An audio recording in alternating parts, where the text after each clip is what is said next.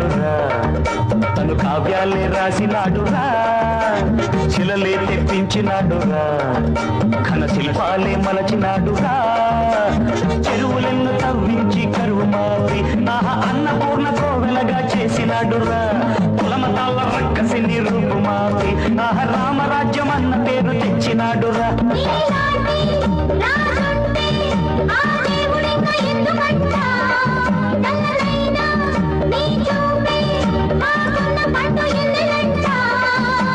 రాజాధిరాజ మార్తాండ తేజ నా పేరే